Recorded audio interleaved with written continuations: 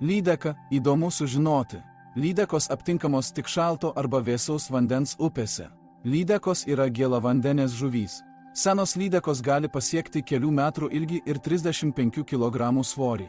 Vidutiniškai lydeka per metus paauga 2,5 cm, tačiau pirmaisiais gyvenimo metais ji iš karto gali užaugti iki 0,5 metro ilgio. Vyresnių lydekų ilgis gali viršyti 2 metrus. Pasaulyje yra tik 7 lydekų rūšys.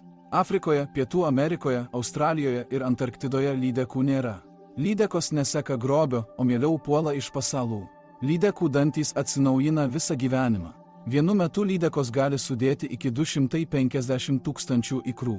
Švieži lydekų ikrai gali būti nuodingi.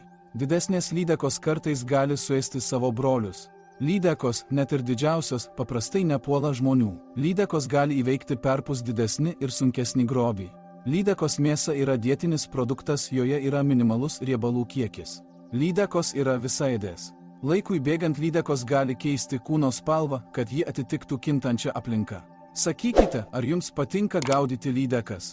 Kiek kilogramų lydeką esate sugavę? Kaip mėgstate jas ruošti maistui? Pasidalykite savo patirtimi komentaruose, taip pat kviečiu prisijungti prie mūsų Telegram pokalbių, nuoroda bus komentaruose. Ten galėsite bendrauti online tarp žvejų. Viso geriausio jums!